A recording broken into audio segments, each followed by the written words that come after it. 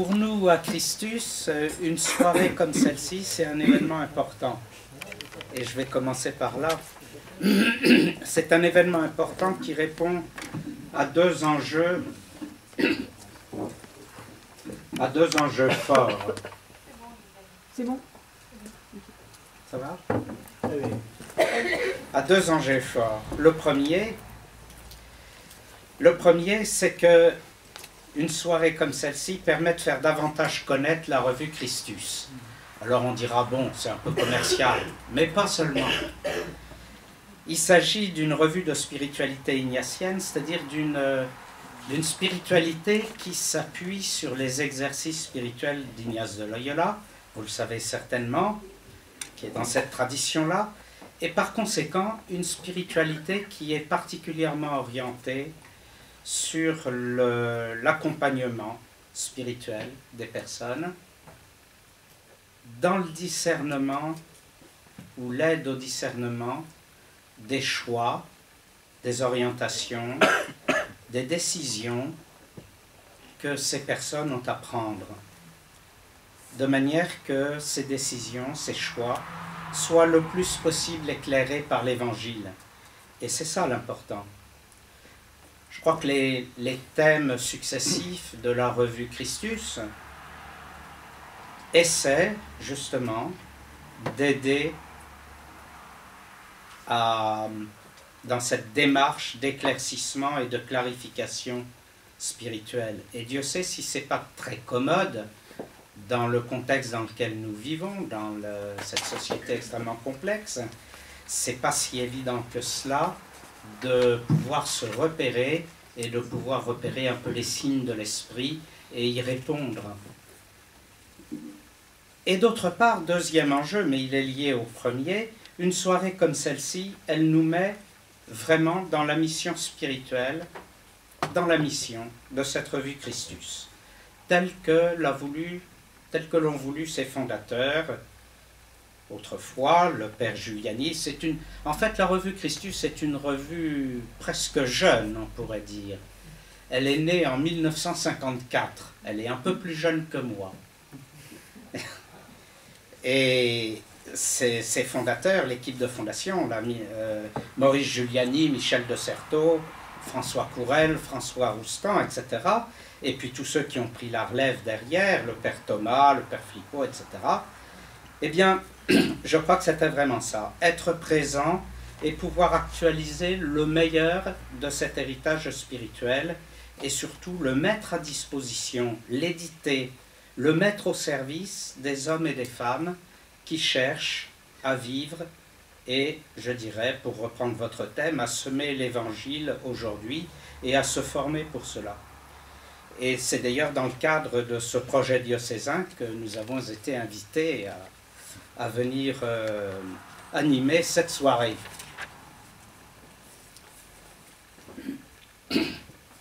Hériter et transmettre à la lumière de la Bible, voilà. Eh bien, je crois que c'est une grâce et une joie pour nous, mais c'est une grâce de pouvoir ainsi contribuer à la vie de l'esprit, à la croissance de l'Église, ici, à La Rochelle. Alors, comment se déroulera cette soirée? Eh bien, comme dans la revue, la soirée apportera, ou abordera plus exactement, plusieurs entrées de ce thème autour de l'héritage. Elle apportera une diversité de regards, et c'est notre manière habituelle de faire. C'est pour ça qu'on est venu à trois. Quand on fait des soirées, partout où ça se fait, on en fait à peu près entre 1 et 2, 3 par trimestre, beaucoup à Paris et la région parisienne, un peu en province aussi. Nous procédons toujours de la même façon, c'est-à-dire ce qui est important, c'est de faire sortir aussi des entrées et des points de vue, des regards un peu croisés, un peu différents sur un thème qui nous préoccupe. Alors, c'est ce qui va se passer ce soir.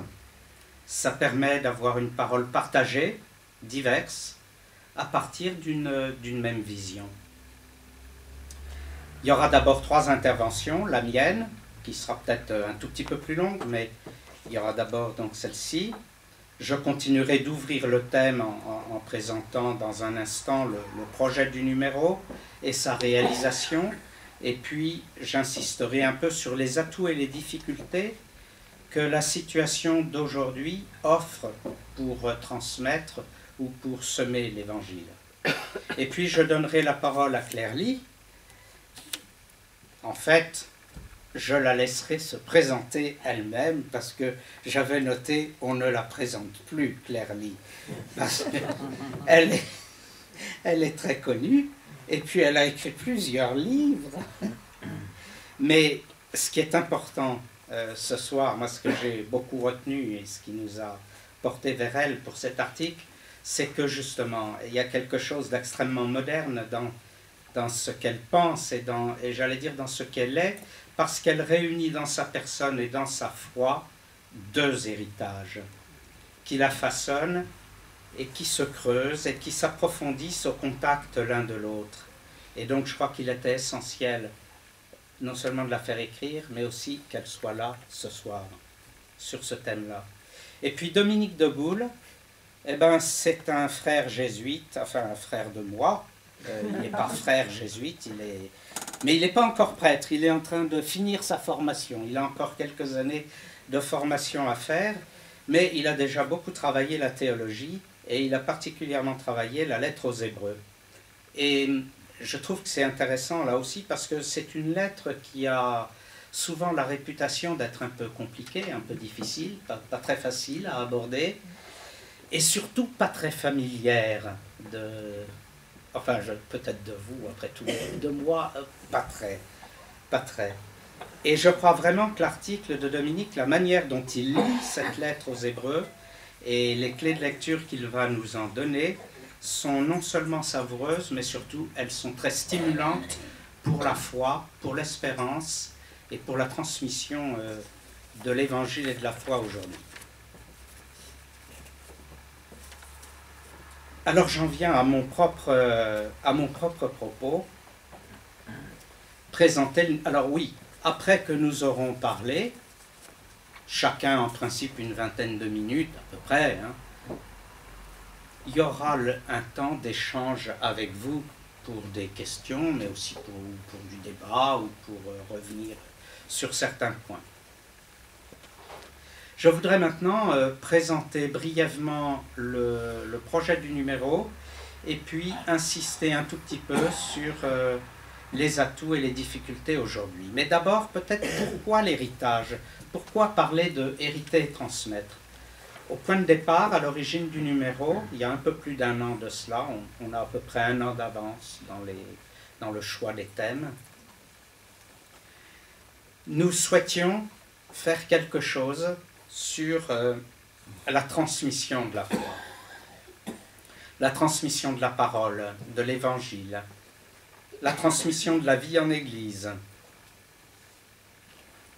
Et parce que nous étions, comme je suppose beaucoup d'entre nous, nous étions témoins du fait que tout cela est devenu aujourd'hui un enjeu assez redoutable, que la foi ne se transmet plus de façon quasi naturelle comme autrefois, à l'intérieur de la famille d'abord, et puis ensuite à l'intérieur de réseaux sociaux, voire même à une certaine époque à l'intérieur de la société. C'était la foi qui faisait tenir beaucoup de choses dans les liens sociaux. Et nos comportements, nos attitudes, nos manières d'agir étaient au fond plus ou moins explicitement marqués par cette foi. Or aujourd'hui, elle n'est plus guère ce qui donne sens et force ni aux liens sociaux, bien sûr, ça c'est extrêmement visible, mais même pas ou de moins en moins dans des liens de famille, y compris dans les familles réputées chrétiennes. C'est vraiment, la foi est devenue, et je crois que c'est sa force aussi, et qu'il faut le percevoir là comme une force, et pas simplement comme quelque chose qui disparaît, mais elle est devenue un choix, un vrai choix personnel. Et ça, j'aurai l'occasion d'y revenir un petit peu là-dessus tout à l'heure. Mais en même temps, parler de transmission, j'ai travaillé pendant 17 ans dans une école d'ingénieurs mécaniciens, et parler de transmission ou voir les choses sous l'aspect de la transmission, c'est quand même un peu trop les voir sous l'aspect du process, sous l'aspect des moyens, sous l'aspect de comment s'y prendre pour. Et ça, je crois, c'est un peu au détriment, des situations relationnelles et humaines dans lesquelles s'éveille, ou se remarque, ou se discerne une demande, ou bien dans des situations humaines et relationnelles où émerge une parole qui va permettre de parler, d'échanger un peu plus profondément et de parler un petit peu plus de la foi, de ce qui nous fait vivre. Le terme de transmission est peut-être un peu étroit, et c'est pourquoi nous avons, en comité de rédaction, nous avons choisi la notion, mais qui est plus qu'une notion, la notion d'héritage. La notion d'héritage. Trois raisons, et je dirais trois registres, trois domaines, trois dimensions, on pourrait dire, de la foi, à travers la notion d'héritage, que je vais essayer d'expliciter un petit peu. La première chose qui nous est venue à l'esprit, c'est que c'est une notion biblique, et qu'elle est très riche de sens sur ce plan-là. Elle nous renvoie très immédiatement à des images, et surtout à toutes ces histoires compliquées et amusantes en même temps, parfois, ou rudes aussi, ces histoires de succession difficiles, ces histoires de naissance extrêmement compliquées et dures à venir, qui marquaient la vie des patriarches, c'est-à-dire de nos pères dans la foi. On peut se souvenir de la promesse faite à Abraham, et puis ça ne vient pas. Alors à certains moments, il dit, il faut que j'aide à ce que ça vienne. Et puis, ah ben non, c'est pas ça. Et puis voilà. Bon. Cette histoire-là et ce registre-là nous fait voir un Dieu en dialogue, un Dieu de la promesse, un Dieu qui reste ouvert à l'homme, un Dieu de bonté qui donne la vie. Alors, ces affaires de promesse et de terre promise, dans le numéro, vous avez un article absolument magnifique, simple et très dynamique, de Jean-Louis Ska, qui est prof à l'Institut biblique à Rome, sur cette affaire de promesse, de vie et de terre promise, et où il termine par l'idée au fond, ce que Dieu nous a donné de plus profond, au moins au peuple de Dieu, c'est finalement une patrie portable, beaucoup plus qu'une terre promise à exploiter, c'est une patrie portable, qu'on peut trimballer partout avec soi, etc. Voilà. La deuxième trait de deuxième dimension de cette notion d'héritage, c'est que, du côté biblique, c'est que l'héritage, c'est le domaine de la sagesse. C'est le domaine de la sagesse, c'est-à-dire du discernement.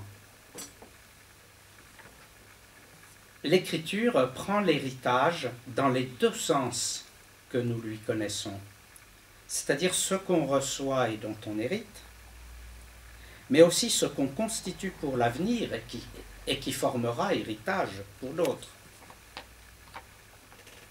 Un héritage, ça se reçoit et ça s'acquiert. Et dans un cas comme dans l'autre, c'est l'enjeu d'un discernement. On fait un tri. Il y a des choses qu'on choisit de donner et d'autres non. Il y a des choses qu'on choisit de transmettre qui nous paraissent prioritaires, comme on dit aujourd'hui, et d'autres qui ne le sont pas. Il y a des choses dans ce que l'on reçoit comme plus importantes et d'autres comme moins importantes pour notre vie, à certains moments. Peut-être que ça bouge au cours de la vie, mais voilà. Il y a toujours une sagesse, il y a toujours un tri, il y a toujours un discernement dans ce qu'on transmet et ce que l'on reçoit. Et alors, il y a un article un petit peu plus long, un petit peu plus compliqué, mais très passionnant, de Yves Simmons sur ce lien de l'héritage avec la sagesse. Vous pouvez le trouver aussi dans le numéro. Et puis, dernier trait dans cette notion biblique, qui touche plus au Nouveau Testament et qui n'est pas très présent dans le numéro de Christus, mais c'est pour ça que ça vaut la peine aussi d'en parler. Je dirais que le Nouveau Testament fait un peu éclater les limites de l'héritage. On peut penser à la scène de la syrophénicienne, par exemple, qui veut absolument avoir part à l'héritage auquel normalement elle n'est pas destinée. Mais on peut penser aussi, et on peut faire une lecture, je trouve, passionnante, du père prodigue et de ses deux fils, parce que c'est quand même très intéressant cette histoire, en Luc chapitre 15. Il y a deux fils. Le cadet veut l'héritage tout de suite et ne le fait pas fructifier, il le dilapide. Donc il n'hérite pas vraiment. Et l'aîné est incapable d'entrer dans l'héritage. Il n'arrive pas à entrer dans une autre relation avec le père à partir des biens qui sont en sa possession ou au moins en son exploitation. Autrement dit, on est dans un héritage qui est complètement raté. Et chose incroyable, le père déborde complètement cette affaire d'héritage. Autrement dit, l'héritage, ce n'est pas le tout, ni de la vie, ni de la transmission, ni de quoi que ce soit. Il y a, au-delà de l'héritage, un Dieu qui continue d'attendre, de veiller, d'accueillir, de vouloir la fête, de vouloir le salut. Et ça, je crois que là, il y a quelque chose d'une espérance qui est très forte. Et en y réfléchissant, je me disais, mais au fond, les gens, c'est pas mon cas, mais les gens que j'entends et qui ont une grande expérience du catéchuménat, eh bien, ils voient sans cesse des gens qui viennent sans être passés, la plupart du temps, par des circuits qu'on estimerait un peu normaux, quoi. On monte des choses et on espère que ça marche, et ça ne marche pas forcément, mais ça déborde, ça passe à côté, etc. Il y a quelque chose de cet ordre-là. Et finalement, en quoi consiste l'héritage et de quoi hérite-t-on? Eh bien, je crois que le père Rouet le dit très bien dans l'article final de ce thème et de ce numéro, c'est de Dieu lui-même. Et dans la Bible, il y a un psaume qui dit « Ma part d'héritage et ma coupe, c'est toi, Seigneur ».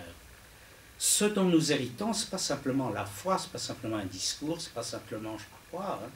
C'est l'esprit même de Dieu, c'est Dieu lui-même qui se donne en héritage. La deuxième... Le deuxième aspect de cette notion d'héritage, c'est que c'est une notion qui est très riche sur le plan anthropologique, sur le plan de la vision de l'homme qu'elle donne. Et là, ça c'est intéressant parce que ça nous renvoie aussi un peu à l'actualité. L'héritage nous renvoie à une expérience qui est fondamentale et qui est même fondatrice dans la vie humaine, personnelle. C'est que moi je viens de vivre ça de manière assez pénible, et c'est pas encore tout à fait terminé, il y a encore une petite queue quelque part, et voilà, dans ma propre famille. Mais l'héritage, c'est presque toujours quelque chose qui arrive à un moment où une génération s'en va, disparaît, ou j'allais dire aperçoit sa disparition, et où elle donne, où elle remet ses biens à ses descendants, s'il y en a. Et c'est toujours, mais qu'il y ait des biens ou qu'il n'y en ait pas, c'est pas là l'important. Parce que même s'il n'y a pas de biens, mais qu'il faut mettre la maman ou le papa très âgé dans une maison de retraite, il va falloir se plier à l'obligation alimentaire, il va falloir, etc. C'est-à-dire, de toute façon, il y a un acte familial qui se passe là, et ça réveille des souvenirs, ça réveille des joies ou des conflits, ça met en branle toute une affectivité, et vous savez bien, au fond, tout cela, c'est un nœud de relations, de questions, ça peut réveiller des blessures, comme ça peut réveiller d'excellents souvenirs et de grandes joies. Et l'interview d'Annick Soudan-Roquette, qui est assistante sociale en maison de retraite, souligne très très bien ces aspects-là. Vous pourrez aussi regarder cela. Mais que l'on ait quelque chose ou que l'on n'ait pas grand-chose ou rien du tout, il y a quand même quelque chose qui demeure. Vous savez qu'aujourd'hui, il y a un tas de gens qui ne veulent pas hériter, qui refusent de se signaler, qui refusent d'hériter, même quelquefois quand il y a un petit peu de bien, ou les choses comme ça. On est dans une époque un peu curieuse là-dessus. Mais il y a quand même quelque chose sur lequel qu'on ne peut pas négliger, c'est que nous sommes fils de, filles de, frères ou sœurs de. Et que ça, c'est inscrit dans notre patrimoine génétique, biologique. C'est inscrit même souvent dans un patrimoine psychologique, avant d'être un patrimoine matériel ou même culturel ou je ne sais quoi. Il y a ce patrimoine-là qui nous est propre à chacun et qui nous identifie. Il y a une part inévitable de notre identité qui est là et que l'on peut refuser, mais qu'on ne peut pas, d'une certaine façon, ne pas ratifier. Alors, même si on refusait, ces choses-là parleraient pour nous, d'une certaine façon. Et aujourd'hui, c'est des choses auxquelles on est très sensible. Beaucoup de gens sont à la recherche de guérison, de réconciliation parentale, familiale, mais probablement aussi simplement avec eux-mêmes. Voilà, ça c'est le contexte un petit peu d'aujourd'hui. Cette notion anthropologique, elle met l'accent au fond sur deux réalités qui intéressent directement la foi. La première réalité, c'est cette primauté des liens, du relationnel, de l'échange, avec tout ce qu'il comporte d'affectif, avec tout ce qu'il comporte aussi de paroles échangées, mais aussi de non-dits, qui ont peut-être à se révéler. De ce point de vue-là, je pense que toujours du côté de la transmission et de l'héritage, je pense que de ce point de vue-là, le fait qu'aujourd'hui beaucoup de grands-parents soient un peu en charge de transmettre quelque chose à leurs petits-enfants est quelquefois quelque chose de riche, justement, sur ce plan de non-dits, paroles, événements familiaux plus ou moins anciens, etc. Il y a beaucoup de choses qui passent à travers ça. Mais peu importe, ce qui nous intéresse du côté de l'Évangile, c'est que ces situations-là nous mettent de plein pied avec ce Jésus de Nazareth qui circule de village en village, qui rencontre des gens qui viennent se confier à lui, qui viennent lui demander des guérisons, qui viennent lui demander de les réconcilier avec leurs frères, avec... il y en a même un qui dit « Demande à mon frère de partager l'héritage avec moi ». On trouve ça chez Saint Luc. Et Jésus répond « Mais qui m'a établi pour faire vos partages ?» etc. Voilà.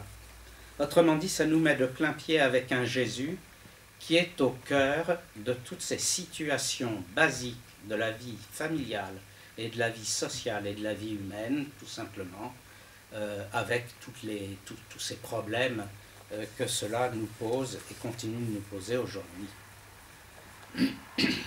Et puis le deuxième trait c'est le côté affectif, le côté actif, pardon. Le côté actif de l'héritage. Pour hériter, il ne suffit pas de transmettre. Il faut aussi vouloir être héritier et acquérir l'héritage. Il faut vouloir se l'approprier et le faire fructifier. Et pour cela, se reconnaître dans la parenté, dans la famille, dans la mémoire commune, dans une mémoire commune. C'est à tel point ça que je me souviens, au début des années 80, quand j'ai commencé ma vie apostolique à Lille, et qu'avec une religieuse de l'éducation chrétienne, sœur Irène de Vos, nous avons fondé une communauté de familles du quart-monde et de SDF qui s'appelle toujours Magdala. Et on avait pris modèle un peu sur ce que faisait le père Joseph Wrezinski avec ATD Quart-monde. C'est-à-dire des gens qui sont très pauvres, qui sont très démunis de tout. Ils n'ont pas de mémoire dans laquelle fonder vraiment quelque chose. Et c'est une souffrance en fait, c'est une paralysie, ça empêche d'avancer de ne pas avoir de mémoire, ça empêche l'avenir de se construire de ne pas avoir de mémoire. Et donc, il y avait une manière d'organiser des fêtes, de fêter les uns et les autres, d'organiser des événements, de faire tout un tas de choses comme ça qui constituent une mémoire un petit peu collective, petit à petit. Et puis, une manière aussi de valoriser un certain nombre de gestes. Le jour où le père Joseph a dit à un homme qui poussait un vieux landau rempli de journaux, de vieux journaux, et dont il avait honte sur la route, le jour où le père Joseph lui a dit « Quel courage tu as de pousser ça tous les jours. Tu gagnes la vie de ta famille avec ça. » Ça a changé quelque chose dans la perception de cette personne. On évoquait Jésus tout à l'heure avec les gens et les relations basiques. Il y a quelque chose de cet ordre-là. Autrement dit, le côté actif de l'héritage, il est là d'une certaine façon. Il s'agit de créer, de faire une mémoire et de célébrer aussi une mémoire. Et finalement, et c'est le troisième aspect de cette notion d'héritage, c'est une notion qui est profondément spirituelle. On hérite d'abord d'un esprit, on hérite d'un souffle, on hérite du souffle de la vie, on hérite de quelque chose qui ne nous appartient pas ou qu'on a en commun avec ceux qui nous donnent la vie. Vous savez bien comment ça se passe quand il y a une naissance ou quelques semaines après la naissance. Oh, il a le sourire de son père, il a les yeux de sa mère, ou bien un peu plus tard, oh, il a vraiment le caractère de chien de son père, hein, etc., etc. Voilà. On hérite d'abord d'un esprit, de choses comme ça. Et puis, on est aussi dans l'héritage spirituel, quand on est, par exemple, comme le dit sœur Madeleine dans un article ici, une petite sœur de Jésus,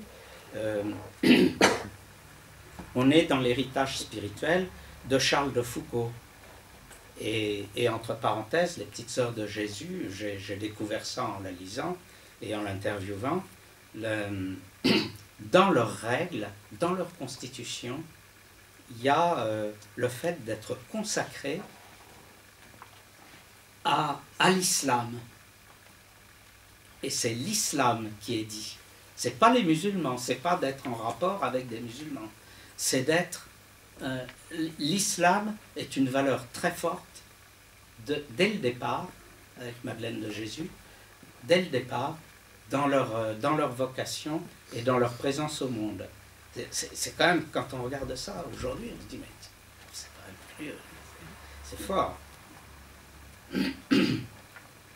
Mais voilà. Mais l'héritage n'est pas simplement un héritage spirituel, n'est pas simplement le sens d'une tradition religieuse, ou comme on peut parler de la famille ignatienne, ou de la famille de Foucault, ou je sais pas quoi. Le spirituel, c'est aussi plus profond. Au fond,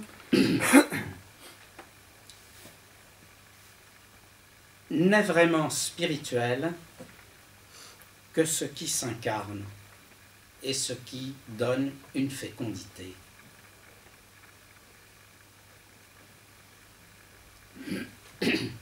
Hériter, c'est incarner l'esprit du Christ.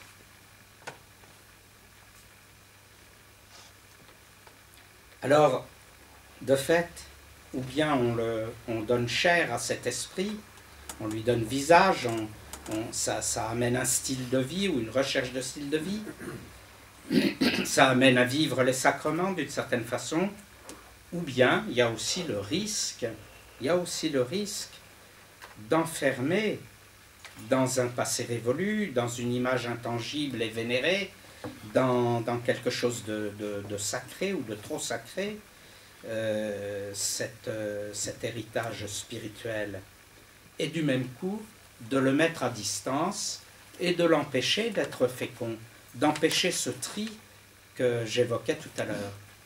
D'où, je crois, l'importance d'une communauté de foi qui ne soit pas simplement priante, célébrative, etc., et qui n'est pas simplement la joie de se retrouver ensemble dans la liturgie, même si c'est très important, et dans le savoir catéchétique ou doctrinal, mais d'une communauté de foi qui, comme la sagesse, et comme c'est dit dans les Proverbes, comme le discernement de Dieu, prend son plaisir parmi les enfants des hommes. Une communauté de foi qui, comme la sagesse, se tient sur les seuils des portes, sur les margelles des puits, sur les places publiques, et y opère, un peu à la manière du Christ que j'évoquais, y opère et y discerne ce qui rend gloire à Dieu, c'est-à-dire ce qui fait vivre l'homme, ce qui sauve l'humanité des hommes. Alors, quelques atouts et quelques difficultés rapidement. Je crois que pour semer l'évangile aujourd'hui, il y a pour moi 3 atouts qui sont forts et 3 difficultés. Le premier atout qui est fort, c'est un peu la situation sociale et culturelle dans laquelle peut être reçue la foi aujourd'hui. Il n'y a quand même pas d'étrangèreté culturelle très forte entre la foi chrétienne pratiquée et les valeurs de base de la société, qu'on les appelle droits de l'homme, dignité de la personne, respect, justice, que ce soit aux personnes ou aux groupes, solidarité, refus de l'exclusion, tout un tas de choses comme ça. Lorsqu'on va vivre un peu longuement à Shanghai, par exemple, on en prend quand même très vite conscience de cette symbiose qui existe dans l'Occident entre les deux, entre le christianisme au fond et les valeurs de la société. Donc ça, je crois que c'est quand même quelque chose. Il y a un droit de cité du christianisme, il y a une reconnaissance du christianisme. Il y a même, et c'est le deuxième atout, je crois, il y a même une attente aujourd'hui, en particulier avec ce temps de crise dans lequel on se trouve. Il y a même une attente, c'est-à-dire presque une demande, au fond, du côté des forces spirituelles de la société, de pouvoir inspirer ou aider à l'inspiration d'un vivre ensemble, d'une solidarité, d'un bien commun qui dépasse les clivages, en particulier les clivages religieux, les clivages sociaux, etc. Ce qui est peut-être plus alarmant pour moi aujourd'hui que la désaffection par rapport à la foi, parce qu'on verra qu'elle n'est peut-être pas complète, hein, heureusement, c'est plutôt son retrait de la vie collective. Ça, je trouve que c'est un petit peu alarmant et qu'il faudrait retrouver un peu quelque chose. C'est le retrait de la foi et des chrétiens,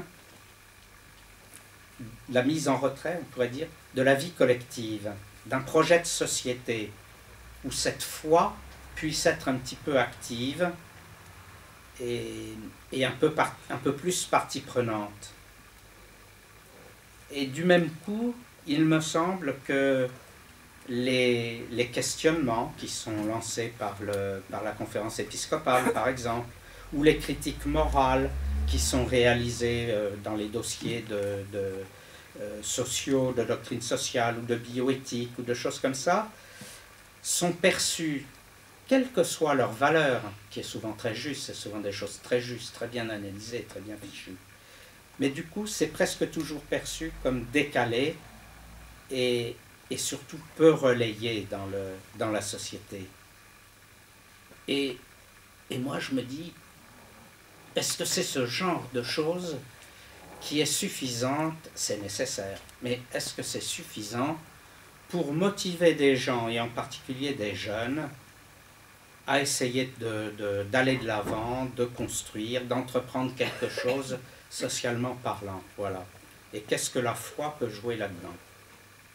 Et puis le troisième atout, eh ben, je trouve qu'il est considérable, c'est les héritiers qui sont moins nombreux, mais qui sont extrêmement actifs, qui sont éveillés, qui sont formés, qui sont responsables.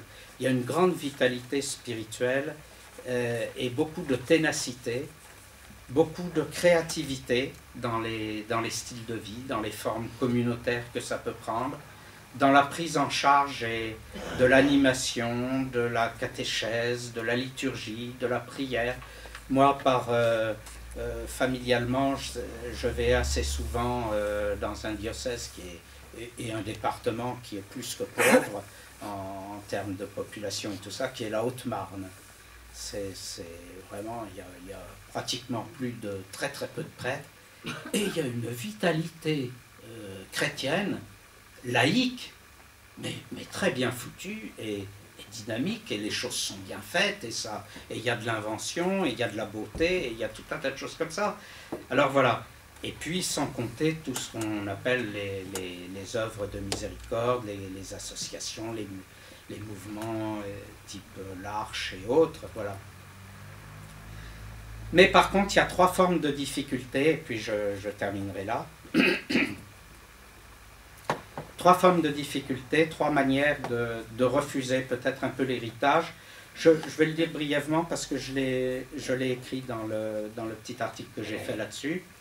Il y a, premièrement, un refus culturel, je dirais un petit peu traditionnel, de la religion, qui est lié à qui date d'il y a au moins 200 ans, 200 ou 300 ans, c'est-à-dire c'est l'agnosticisme, c'est le fait que toute religion est irrationnelle, etc.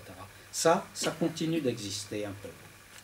Mais il y a d'autres manières de refuser l'héritage et de s'en aller finalement. Il y a une première forme qui tient à la question de l'identité, à un refus que l'âme est plus ou moins inconscient, plus ou moins explicite, un refus que la mémoire puisse nous apporter quelque chose de bon pour l'avenir. Il y a une sorte de distanciation par rapport à ce qui nous vient de la génération d'au-dessus, à ce qui nous vient des parents, à ce qui nous vient voilà, au profit de l'invention, au profit de quelque chose qui est beaucoup plus horizontal, mais ce qui est reçu dans la parenté ne fait pas tellement expérience. Par contre, si des amis ou des proches de la même génération font une expérience spirituelle ou religieuse et la partagent, et que ça a l'air d'être intéressant, quelque chose est possible. Voilà. Ça fonctionne plutôt dans ce sens-là. Et c'est pas si étranger que ça à l'histoire, hein, parce que sans être long, la manière dont Bernard de Clairvaux est rentré dans la vie monastique avec tous ses cousins et ses frères, etc., avec tous ses réseaux, et dont il a fait rentrer un tas de réseaux chez les cisterciens, c'était déjà un peu ça. C'était déjà un peu ça. C'était plus des leaders et des têtes de réseau d'une même génération que de croire à ce qui nous venait d'au-dessus. Mais il y a deux autres formes aussi qui tiennent, elles, alors davantage à ce qu'on appelle la postmodernité d'aujourd'hui et qui s'appuient l'une comme l'autre sur le primat de l'intériorité, qui valorise énormément l'intériorité. Et cette intériorité induisant des comportements qui peuvent être assez variés, assez différents. Il y a un premier courant, une première forme, qui est une spiritualité qui est fréquente dans les milieux jeunes catholiques, une spiritualité qui cherche ce qui lui convient, ce qui lui convient. Une spiritualité qui est un petit peu utilitariste d'une certaine façon, et on pourrait dire, pour faire bref, oui à l'Évangile et à Jésus, non à l'Église. Voilà. Ce qui guérit, ce qui me réconcilie, ce qui apporte à mon épanouissement, ce qui m'épanouit, ce qui me permet de me développer, de dépasser la souffrance, etc. Oui. Et ça, je vais trouver ça dans l'Évangile, et c'est très bien, et je vais même pouvoir passer des heures en prière ou à méditer, selon toutes sortes de formes, mais ça va compter. Par contre, l'Église, non. Alors, je reviendrai sur cette absence d'Église. Et le deuxième courant, c'est ce qu'on appelle les spiritualités laïques, c'est Comte Sponville et d'autres. C'est là, on ne va pas à la recherche de ce qui nous convient, c'est plus rigoureux que ça, j'allais dire c'est plus stoïcien que cela. C'est une spiritualité qui débouche sur une éthique personnelle. Je veux fonder ma manière d'agir d'une manière qui soit bonne pour moi et pour autrui. Alors, une petite critique vis-à-vis de ces formes de refus, c'est en fait deux critiques. La première, c'est que par rapport à tout cela, je crois qu'il y a un besoin de revaloriser la vie comme don, et comme don gratuit, et qu'on ne trouve une vraie liberté que en vivant, en essayant de vivre cette espèce de gratuité, mais je pense que ce n'est pas possible de le vivre seul. On ne peut le vivre qu'accompagné ou en partage avec d'autres. Et la deuxième critique tient à cela, c'est que ce registre de ces nouvelles modes de spiritualité, entre guillemets, disons, c'est que c'est un registre extrêmement individuel où l'intériorité et finalement le bien intérieur, le bien-être intérieur sont le critère du juste, du bon, du vrai. Et que ce qui manque, ce qui fait défaut, c'est le collectif. Ce qui fait défaut, c'est le partage avec d'autres de tout cela. C'est qu'est-ce que ça construit en termes de société, en termes de durabilité. Et là, on retrouverait des paroles fortes du Père Rouet dans le dernier article de ce numéro de Christus, autour de la manière d'hériter des institutions. Et je trouve que son point de vue est très intéressant. La manière dont on peut, le fait d'avoir à hériter, je parlais de la Haute-Marne il y a un instant, ben c'est un peu ça, c'est-à-dire la manière dont on prend en charge collectivement un service, une paroisse, une institution, est aussi une manière de développer du lien ecclésial, de développer du lien spirituel, de développer un visage communautaire et pas simplement une attitude personnelle d'un côté ou un espèce de communautarisme un peu fermé sur lui-même de l'autre. Voilà. Parce que prendre en charge de la paroisse, du mouvement, des choses comme ça, c'est obligatoirement aller vers d'autres, aller vers les autres. Voilà. Michel de Certeau, dans un article du premier numéro, du deuxième numéro de Christus, disait de l'expérience spirituelle qu'elle n'est ni l'extase avec toute son intensité. Aujourd'hui, on veut ressentir beaucoup. C'est ça qui fait dire qu'on est dans la vie spirituelle, c'est qu'on sent et on ressent dans la prière. Eh bien, Michel de Certeau disait, on peut, ça arrive, et ça a toujours existé, heureusement, mais c'est pas ça la clé du spirituel. Ça n'est pas non plus le réel qui vient poser une espèce de négation de cela, en disant, bon, ben maintenant, il faut quand même revenir, il faut quand même gagner sa croûte chaque jour, etc. Bon, non. Le critère fondamental de la valeur d'une spiritualité, d'une expérience spirituelle, c'est la vie commune. C'est la vie commune, basique, avec ce qui peut être touché ou transformé par cette expérience un peu extatique qui peut arriver, ou par cette prise de conscience très forte que l'on peut faire. Voilà. Et moi, pour terminer, la Pentecôte, c'est quand même 12 personnes rassemblées avec l'esprit qui est partagé entre elles. Et toutes les images de la fin des temps, toutes les images de la victoire de la vie sur la mort dans la Bible, dans l'Écriture, sont des images collectives. C'est le banquet, c'est une cité harmonieuse, c'est des choses comme ça.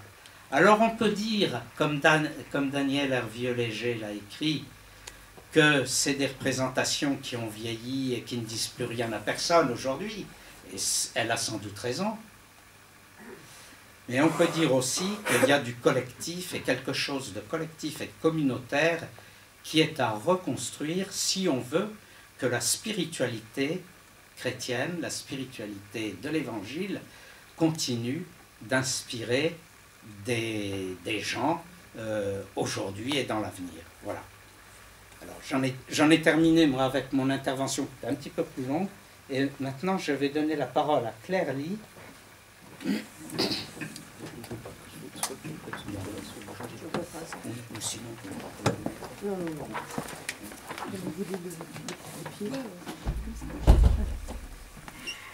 Alors bonsoir.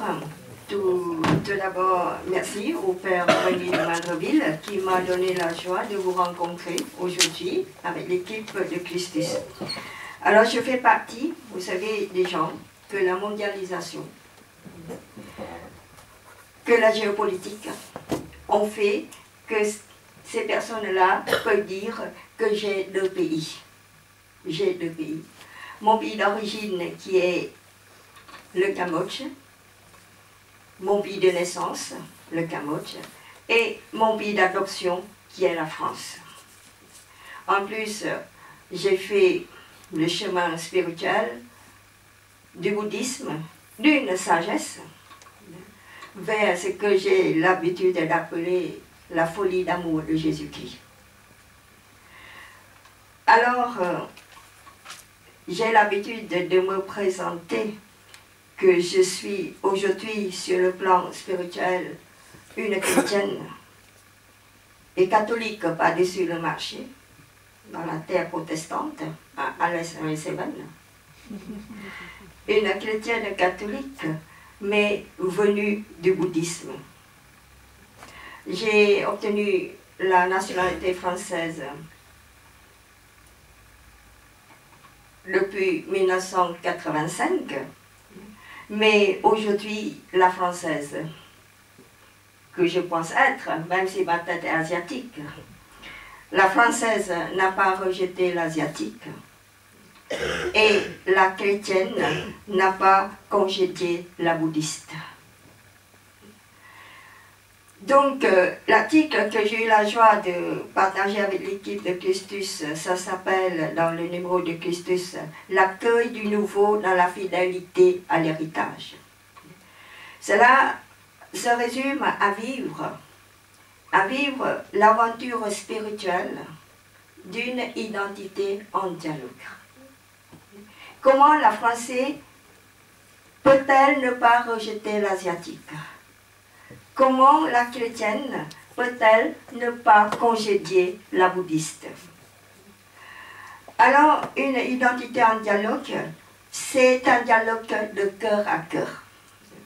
De cœur à cœur qui sous-tend, si vous voulez, un décentrement important.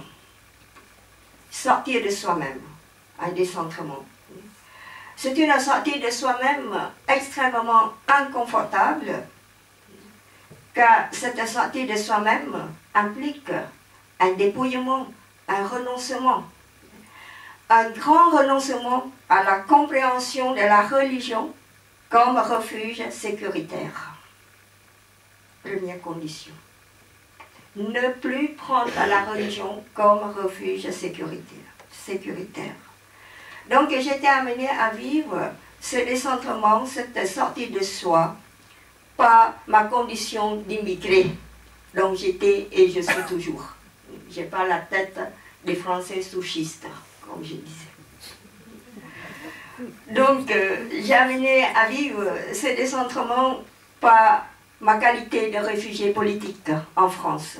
Je suis arrivée en France en 1980. Savez-vous que l'expérience migratoire est d'abord une expérience d'altération. On est détérioré, on est altéré par des violences psychologiques. Car sur la terre française, dont je suis arrivée en 1980, l'asiatique que je suis a perdu ce que Albert Camus appelle l'accord de la terre et du pied. Quand on ne sent plus sa terre de naissance ou ses pieds, on devient méfiant. Pas vis-à-vis des autres, mais méfiant envers soi-même.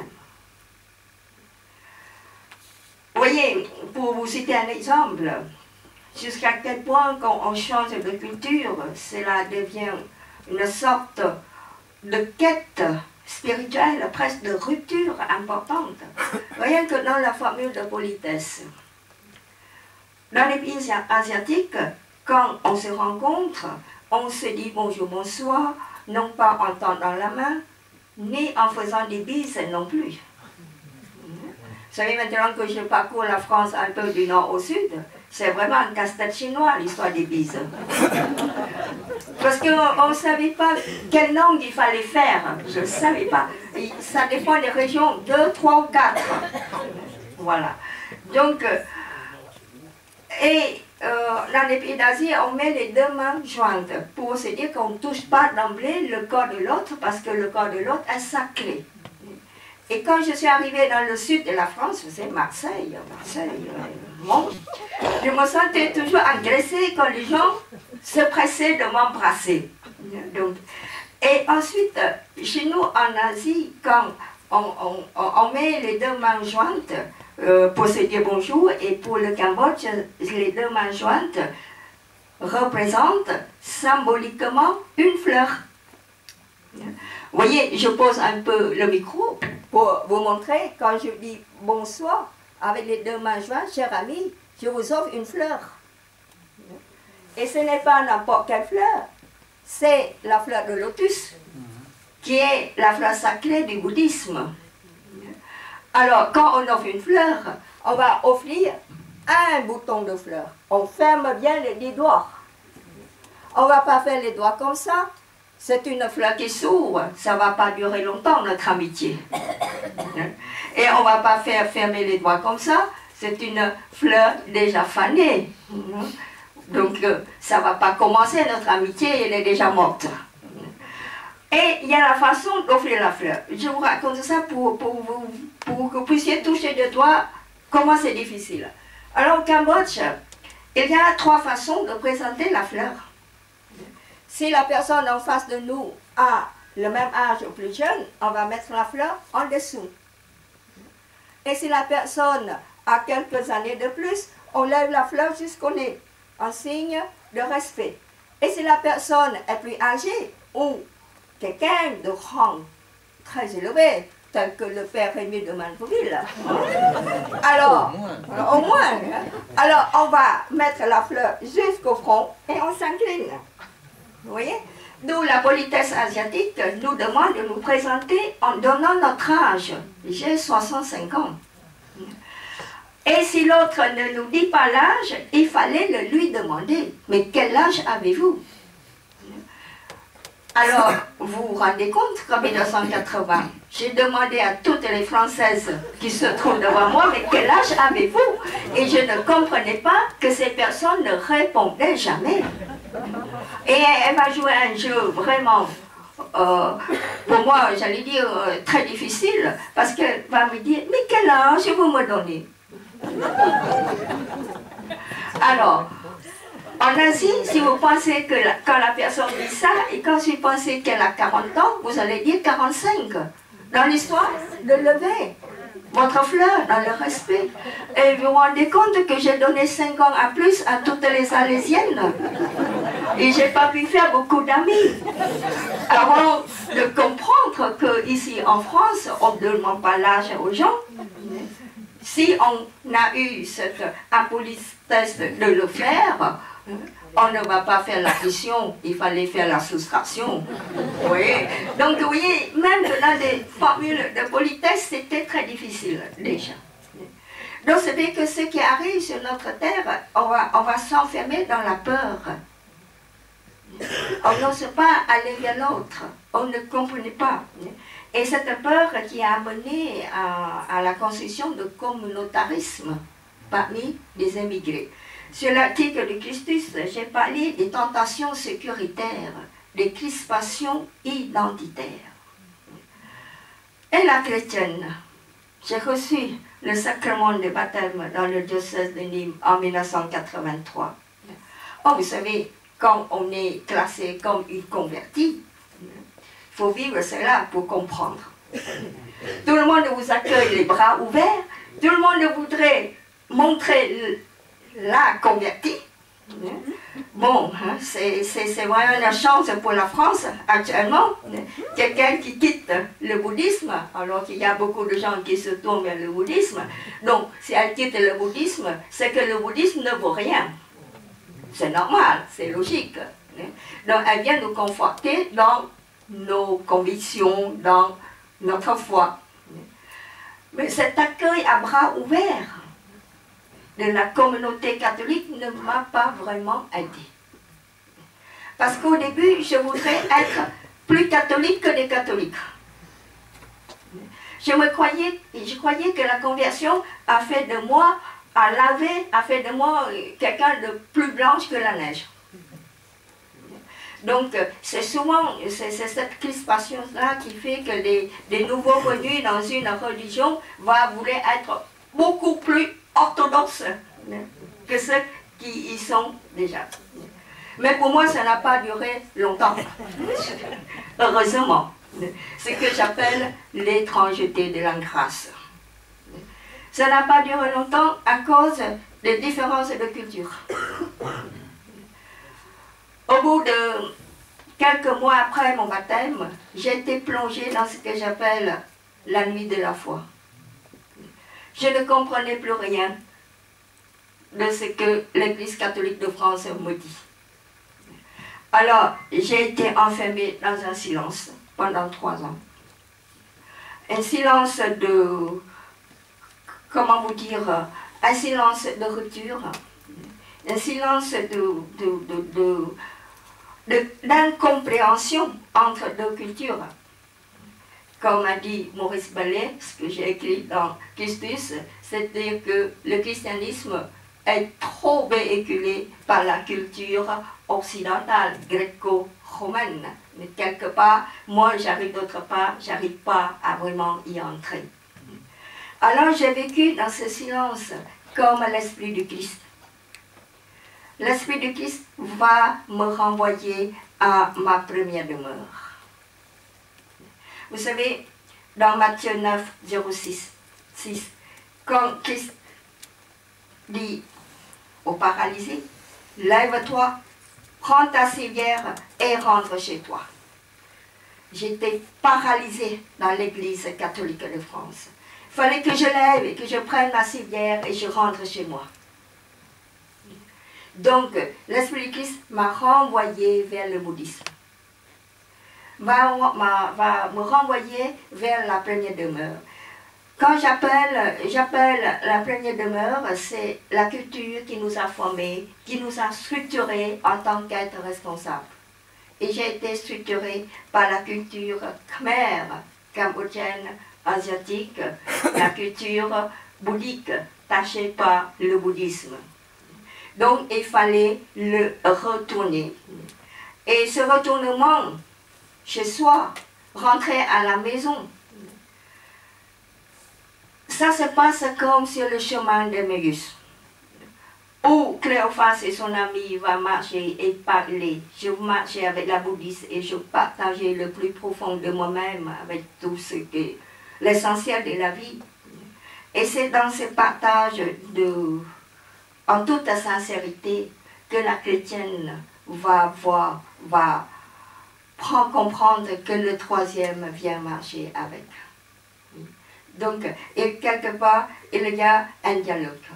Et je suis assez souvent envoyée au Cambodge, appelée par l'église du Cambodge. Je dû parler à la jeunesse khmer. Vous savez qu'actuellement, il y a le tribunal pénal international qui est en train de se passer.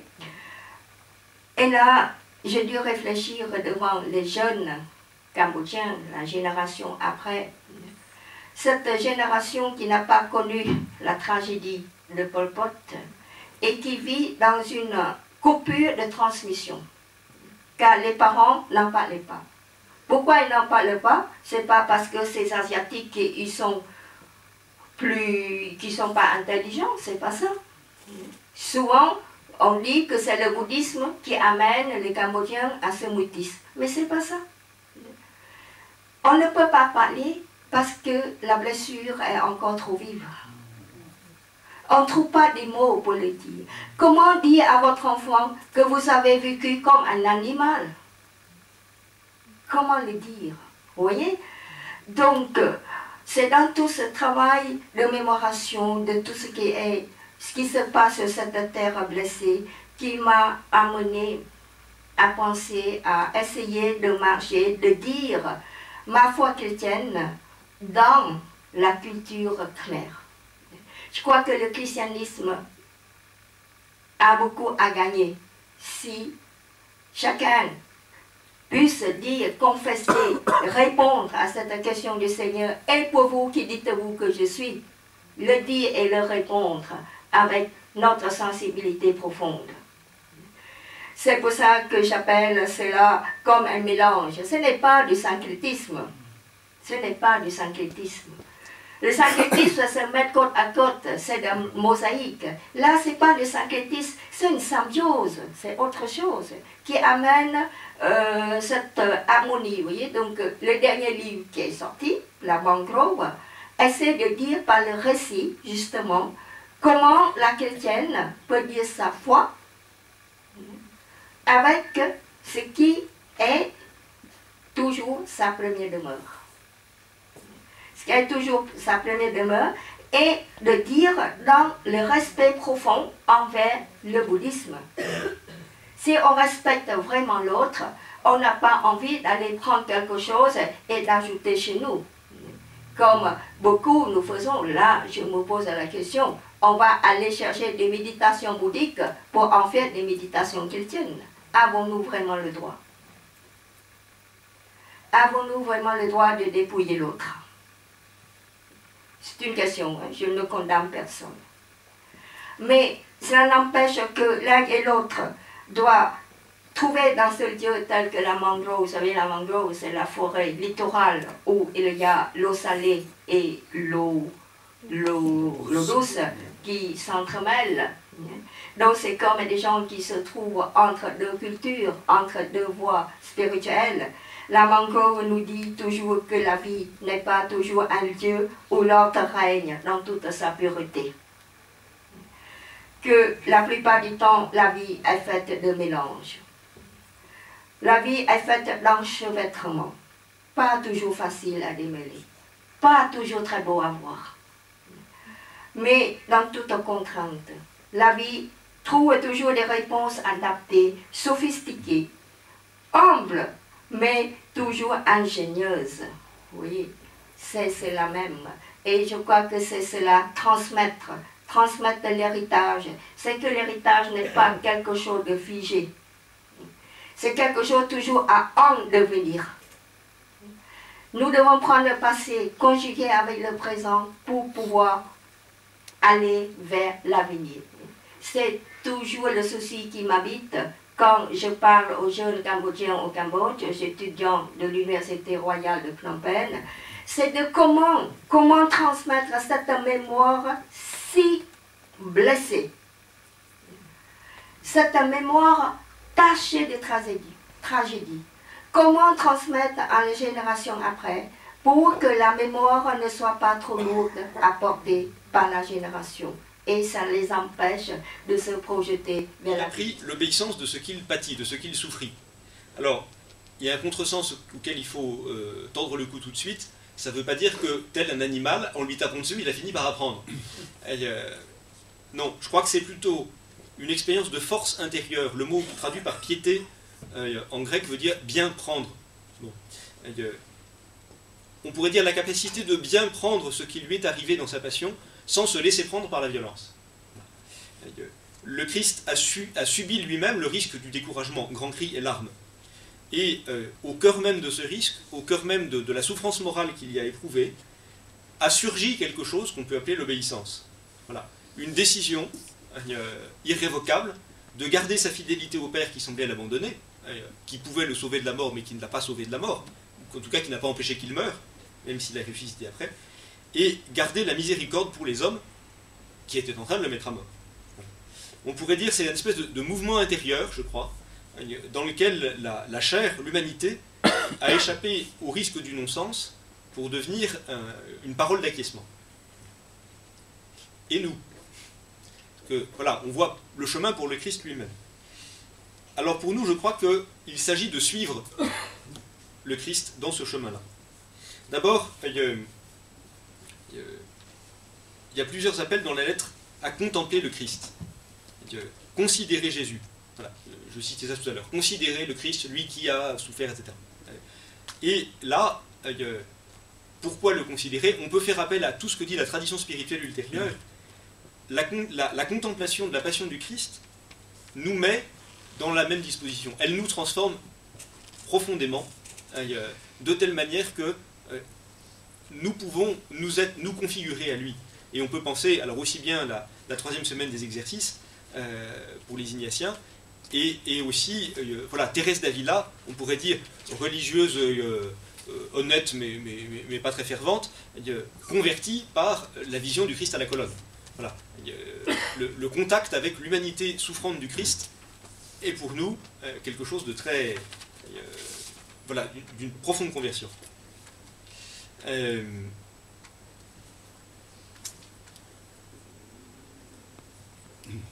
dirais aussi ce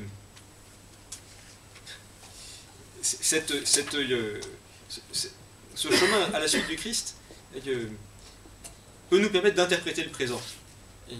Ce qui nous décourage n'est pas pur non-sens, c'est une mise à l'épreuve. Et vous savez, c'est cette phrase de l'Évangile. Vous aussi, voulez-vous me quitter? C'est à nous répondre. une mise à l'épreuve où se révélera notre véritable capacité d'obéissance comme pour le Christ. Voilà. Dans l'épreuve, nous aussi, nous aurons à décider de la fidélité, mais la différence par rapport aux Hébreux d'avant le Christ, c'est que le Christ y est arrivé et que nous savons par où passer, par le chemin que lui-même a emprunté. Voilà. Autrement dit, si je reprends, la lettre a écrit à une communauté découragée, je crois qu'elle lui permet de prendre distance par rapport à son histoire, aux aspects grandioses et aux aspects plus difficiles, et elle propose un chemin, s'attacher à contempler et à suivre le Christ, on pourrait dire le Christ seul. Voilà. Et je crois que là, il y a quelque chose de profondément réconfortant. On peut être aujourd'hui tenté par le vertige. Les gens de ma génération, la plupart, la vie religieuse ne fait pas sens aujourd'hui. Voilà. La choisir, et quand on sort un peu de sa communauté, ça donne un peu le vertige. Mais ce vertige-là, nous savons, dans ces temps qui sont les derniers, c'est le tout début de la lettre aux Hébreux qui dit ça, et nous savons que nous pouvons former, comme dit le texte, une assemblée de premiers-nés, j'aime beaucoup cette expression, à la suite du Christ, dès lors que nous gardons quelque chose de ce lien avec lui. Et je ne résiste pas au plaisir, pour finir, de vous citer la fin de la lettre, avant le billet d'envoi. Que le Dieu de la paix, qui a fait remonter d'entre les morts, par le sang d'une alliance éternelle, le grand pasteur des brebis, notre Seigneur Jésus, vous rende apte à tout ce qui est bien pour faire sa volonté.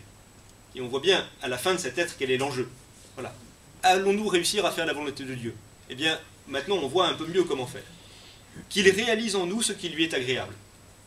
Par Jésus le Christ, etc. Voilà. Merci. Le bouddhisme complémentaire à la chrétienté. Par quoi?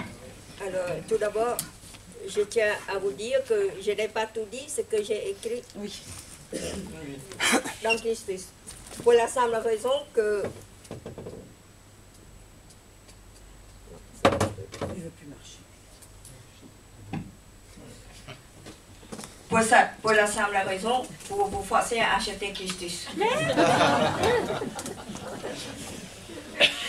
Le temps est... Bon, quelle est la complémentarité? Je n'aime pas du tout ce mot complémentarité. Je crois que dans des chemins spirituels, on ne peut pas parler de complémentarité. Je vais plutôt parler de l'interpellation réciproque. Là, je crois que je vous dois une explication sur la compréhension asiatique de ce que c'est la religion. Vous voyez, le mot religion, pour moi, c'est un mot occidental.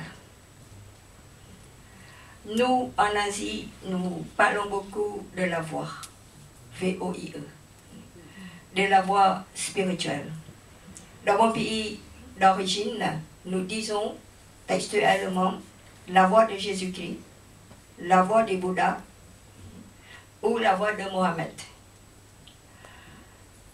Et si vous prenez les Actes des Apôtres, vous voyez que les premiers chrétiens parlaient de la voie. Alors, la compréhension asiatique de la voie, ça me permet de comprendre qu'il y a un choix, comme a dit le père Rémy de Mandeville, dans la voie spirituelle, nous avons un choix, la liberté de l'enfant de Dieu. Bon. Moi, j'ai choisi la voie de Jésus-Christ. Si on a choisi une voie, on est dans cette voie-là. On ne peut pas marcher dans deux voies à la fois. Comment vous pouvez rouler sur la nationale et sur l'autoroute en même temps? Ce n'est pas possible. Donc on a choisi une voie, c'est notre choix personnel, c'est mon choix personnel, la voie de Jésus-Christ. Mais là-dedans, qu'est-ce qui me reste du bouddhisme? Ce qui va me rester du bouddhisme, c'est que le bouddhisme est une voie à côté de moi, et cette voie-là va m'interpeller. La bouddhiste va m'interpeller. Là, je donne un exemple sur la façon de confesser le Dieu de Jésus-Christ. Par exemple. excusez-moi, je vais prendre peut-être un peu de temps, mais on est obligé de passer par là. Pour que vous compreniez ma façon de confesser le Dieu de Jésus-Christ, je suis obligée de vous dire ce que c'est que la philosophie asiatique. Comment nous comprenons dans la philosophie asiatique la transcendance. Pour la pensée asiatique, il existe deux mondes. Il existe deux réalités. Ce qu'on appelle la réalité sensible, c'est la réalité dans laquelle nous vivons. Cette réalité-là, elle est appelée à changer, elle est soumise à la loi de changement, rien ne peut durer. Et cette réalité-là, elle est soumise aussi au concept. C'est-à-dire, nous disons, c'est un stylo, c'est une table. De ça, sont des concepts soumis au changement. Par contre, il y a une autre réalité, ce que la philosophie asiatique appelle l'ultime, qui, au-delà de cette réalité sensible. Et le nirvana, dans le bouddhisme par exemple, le salut dans le bouddhisme, appartient à cette réalité ultime, qui dépasse la réalité sensible, l'ultime. Et de l'ultime, on ne peut pas donner des définitions. Dans le bouddhisme, on ne dit jamais ce que c'est que le nirvana. C'est pour ça que les occidentaux se trompent tout le temps. En disant que le nirvana, c'est le néant, mais non. On va dire que le nirvana n'est pas ceci, le nirvana n'est pas cela. Et il y en a 5000 sutras. 5000 sont des livres, des bouddhistes, pour dire ce que le nirvana n'est pas. Cela, c'est pour que le nirvana, cet ultime, ne tombe pas dans nos concepts. Vous voyez?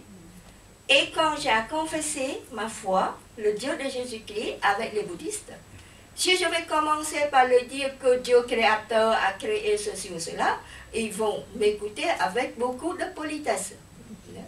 Ils vont me dire après, mais mon Dieu, c'est que tu peux être naïf. Ce Dieu-là que tu parles, ce n'est que ton objet mental, parce que tu parles avec tes concepts. Vous voyez? Donc je dois dire, ah ben je ne vais pas changer Saint Jean quand même. Dieu est amour. Si je dis à mes frères bouddhistes que Dieu est amour, il faut que j'ajoute tout de suite, attention, vous m'avez demandé. Et je suis qu'une femme, pour communiquer avec vous, je dois utiliser des mots. Mais le Dieu dont je confesse dépasse mes mots, déborde mes mots. Et je trouve que, je vous ai parlé de ma nuit de la foi, ce qui m'a perturbé beaucoup quand je suis arrivée dans l'église catholique de France, c'est que j'ai trouvé trop de définitions. Ça me heurte. Et quelque part, j'allais même dire à mon évêque qui a baptisé, mon évêque de Nîmes, Monseigneur Jean Cadillac, au début, je l'avais dit, mais voyez, Père, moi, ça ne va pas du tout après le baptême. Je croyais trouver le visage de Jésus-Christ dans l'église catholique.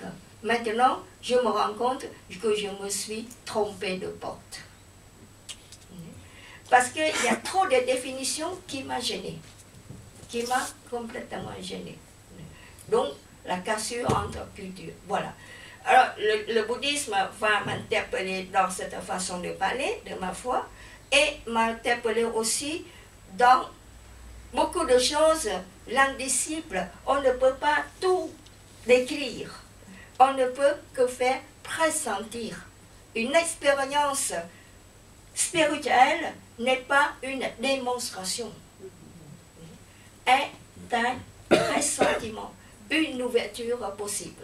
Voilà, je ne sais pas si je suis assez clair.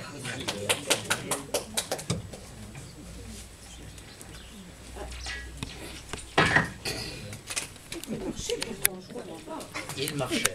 Celui-ci marche. Et nous, on a celui-ci. Oui, c'est dans la suite de ce qui vient d'être échangé. On a dans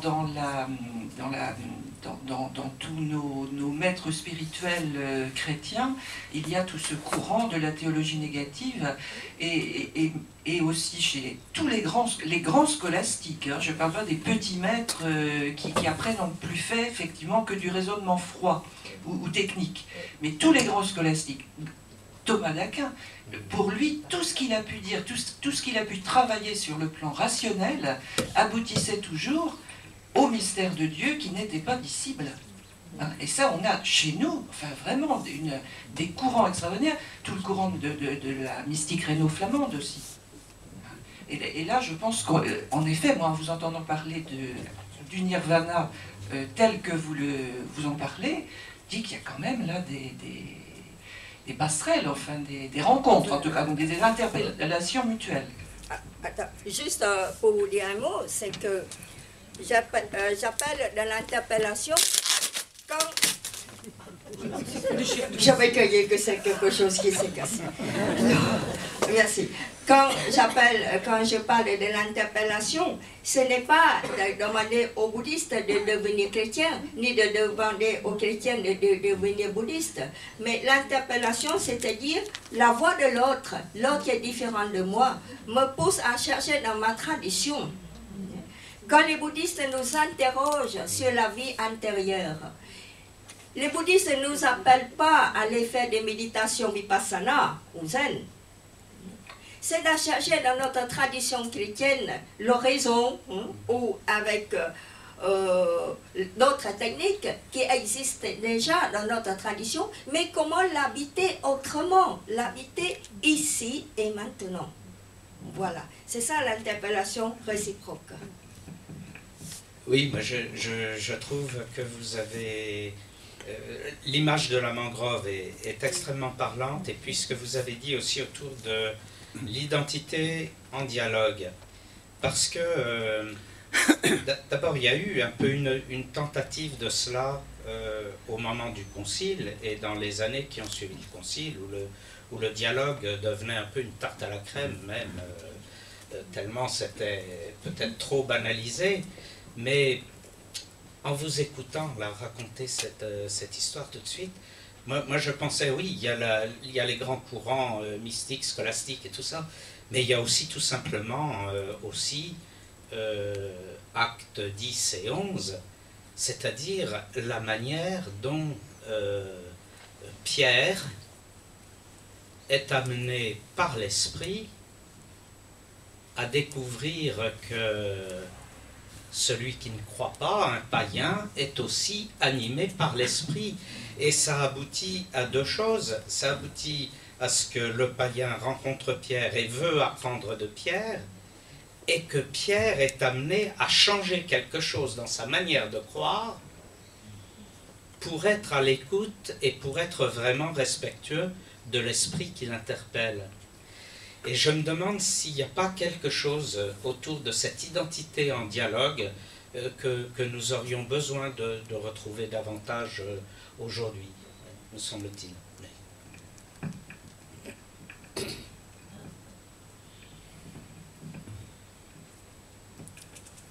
La parole est encore à vous. Hein. Moi j'avais une question, Père, sur votre intervention. Vous avez parlé de la transmission de la foi, et je rebondis sur ce que Claire disait à propos de la voix. Vous parlez aussi de religion.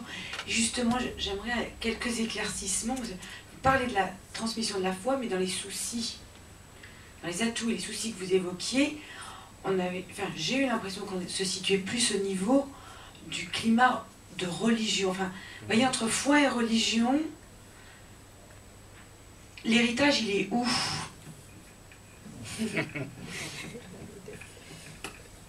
Je crois que c'est pas très séparable. Et je crois que Dominique l'a dit un petit peu. Hein, oui, c'est-à-dire, à la fois, on n'échappe pas à une transmission de notre histoire, c'est-à-dire, on voit bien d'ailleurs dans ce que Claire disait, à la fois de la difficulté à dire parfois des événements, des choses extrêmement dramatiques, et en même temps on sent bien qu'il faut que ces choses soient dites, parce que sinon il y a quelque chose humainement et donc spirituellement qui serait tout à fait dramatique. en même temps, et ça je crois que c'est ce que notre époque contemporaine nous fait découvrir, et qu'on avait un peu oublié depuis le 5e siècle, c'est qu'on ne transmet pas la foi. Voilà. Et qu'on transmet des pratiques, des connaissances, des lectures, des livres, mais la décision, au fond, et moi je suis frappé mais j'imagine vous aussi, quand de ce moment souvent vers l'adolescence, pour ceux qui persévèrent, où en tout cas la question de continuer à croire se pose, et se pose vraiment, avant qu'une décision positive ou éventuellement négative se pose, enfin advienne. Et de quelque chose qui est bien le surgissement d'une liberté intérieure, d'une personne qui va dire oui ou non. Voilà. Et ça, essayer de forcer les choses là-dessus serait totalement, non seulement, oui, enfin, à la fois dangereux et contre-productif. Enfin. Et ça, justement, je crois que c'est une des grosses difficultés, c'est que dans le temps de l'Évangile, quand quelqu'un se convertit, toute la maison y passe. Le maître de maison emporte toute la domesticité avec lui. Les baptêmes d'enfants viennent de là. Quand on est baptisé et quand on entre dans le salut, on veut évidemment, pour tous ceux qui sont avec soi, qu'ils profitent de la même chose. Et donc on baptise toute la famille. Oui, mais et maintenant voilà.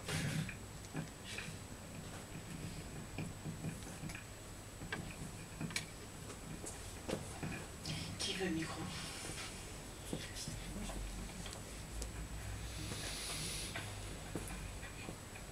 J'ai une question par rapport à Comte-Sponville, comme vous avez parlé de lui tout à l'heure, ce qui m'a toujours interpellé de se présenter comme un athée fidèle, et pour le coup fidèle, voilà, j'ai relié à la question de l'héritage, mais voilà, j'ai toujours été un peu gênée par cette expression-là chez lui, je ne sais pas ce que vous en pensez. Athée fidèle? Oui, athée fidèle de Comte-Sponville. Ben oui, c'est-à-dire, je crois qu'il a une... Il le dit lui-même, hein, il dit qu'il... parce qu'on lui dit souvent qu'il est un crypto-chrétien ou que je sais pas quoi, et lui dit non, je suis fidèle au fait que je suis athée. Mais en fait, il est plus stoïcien, enfin, il est plus l'héritier des philosophes stoïciens que à proprement parler du christianisme, même s'il y a sans doute un peu des deux, mais il reprend un peu cette... Mais moi, ce que je voudrais dire, pour peut-être élargir un petit peu ça, et en lien avec la question que vous posiez aussi, c'est aujourd'hui, quand même, beaucoup de gens sont en recherche d'une voie, et en particulier des jeunes adultes, mais ils ne pensent pas que l'Église est susceptible de leur offrir une voie, parce qu'elle ne leur laisse pas une liberté suffisante. Il y a le problème des définitions que vous souligniez tout à l'heure. Et moi, je crois quand même, alors c'est vrai que j'ai critiqué un peu, parce que je pense qu'il le faut aussi, mais je pense que tout ce qui se développe aujourd'hui avec des gens comme Frédéric Lenoir, Comte-Sponville et d'autres, autour de l'intériorité et du droit que l'on fait à l'intériorité, c'est pas quelque chose qui est à jeter aux orties, c'est quelque chose où il faut être présent, de même dans les désirs de réconciliation profonde avec des parents sur des blessures profondes, etc. Moi je trouverais un peu dommage que ceci soit finalement laissé parfois à des initiatives communautaires pas toujours très sérieuses sur le plan psychologique, sur le plan de l'approche des personnes, de la psychologie profonde et de toutes ces choses-là. Et je pense qu'il y a sans doute c'est un lieu probable, certainement même, d'évangélisation aujourd'hui autour de toutes ces questions-là. Le succès phénoménal de deux magazines qui se ressemblent dans le titre, mais l'un c'est Philosophie Magazine et l'autre c'est Psychologie Magazine, ça dit ça, très clairement. Il y a là des questions à entendre, je crois, et des présences à assurer.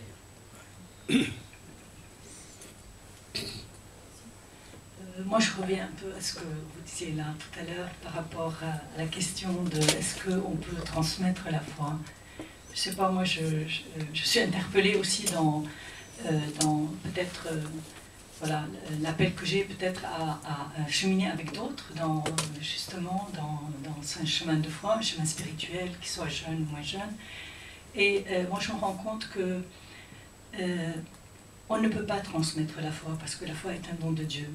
Mais on peut être au service de la transmission de la foi. Et on peut se poser toujours la question, comment être au service de la transmission de la foi? Et je pense que ce qui a été souligné dans l'exposé de Dominique, moi aujourd'hui m'interpelle beaucoup, c'est ce fait d'être des témoins de la foi, c'est-à-dire des personnes qui se mettent à la suite du Christ. Voilà, qui à sa façon, parce qu'ils passent par la croix et la résurrection, ils font la volonté de Dieu. Et moi, je me rends compte que chaque fois que voilà, on se positionne comme ça, ça interpelle par exemple les jeunes, et ça, on peut être au service de la foi, quoi, enfin dans ce sens-là. Donc moi, je sens que s'articule là un peu cette question entre est-ce qu'on transmet la foi ou une religion ou des pratiques, enfin on est des témoins, enfin, on est appelé juste à être des témoins, puis après c'est Dieu qui donne la foi, enfin qui la transmet, qui la donne comme un don, voilà.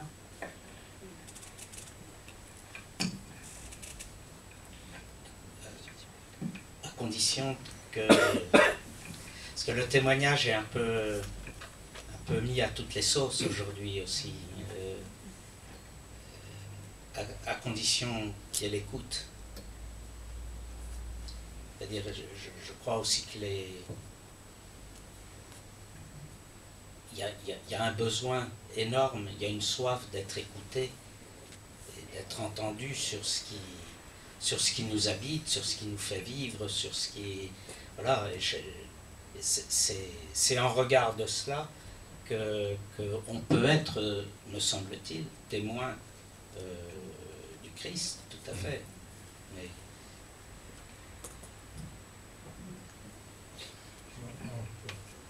Je pense juste à deux choses. Le succès phénoménal des Hommes et des Dieux, il y a 1 an et demi. Voilà, témoignage pour le coup. Et puis, une expérience que j'ai pu faire avec des ados, où je me suis retrouvé il y a 2 ans, animateur d'un groupe de 3e, le vendredi soir de 20h30 à 22h. Ceux qui savent compatissent. Et un soir où je n'en avais que 3, je me suis dit, ah bah c'est chouette, on va pouvoir faire du bon travail. Je n'ai pas pu en placer une pendant plus d'1 heure. Au bout d'1 heure, le thème c'était le pardon.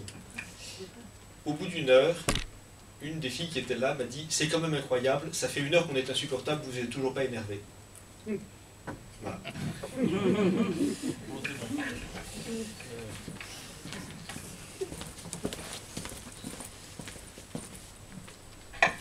Est-ce qu'on n'a pas, comment dire, dans notre patrimoine chrétien, cette idée que l'évangile est une joyeuse et heureuse nouvelle, une bonne nouvelle, et est-ce que pédagogiquement on n'aurait pas à valoriser tout ce qui, comme évangile, s'annonce comme bonne nouvelle, et où Jésus, par rapport aux 12, ne les initie pas encore à ce qui va être son propre parcours.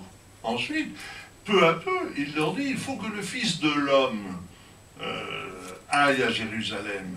Et les 12, j'allais dire, ça se révèle à eux peu à peu, ce qu'il en est de l'exigence de ce que veut dire suivre le Christ. Mais l'inconvénient, c'est que quelquefois, nous annonçons la deuxième partie de l'évangile avant la première. Et finalement, on n'arrive jamais à penser que c'est une bonne nouvelle. On a un peu l'impression, quelquefois, que nous héritons, malheureusement, par certains côtés, d'une peut-être pas si bonne nouvelle que ça.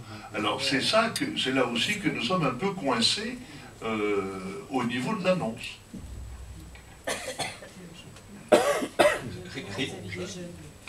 réaction, comment je dirais, à fleur de épidermique.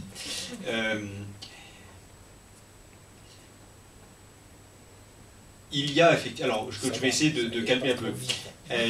Il y a un héritage janséniste dont il faut se débarrasser. Mais, par ailleurs, je trouve qu'il n'y a rien de plus agaçant que le gentil sourire vissé aux lèvres des chrétiens pour qui il faut absolument avoir l'air joyeux. Parce que, voilà, le christianisme, la vraie bonne nouvelle du christianisme, ça n'est pas qu'il est joyeux. Pour être joyeux, il suffit de faire la fête. La vraie bonne nouvelle du christianisme, c'est qu'une joie demeure là où on pourrait avoir le sentiment que c'est devenu impossible.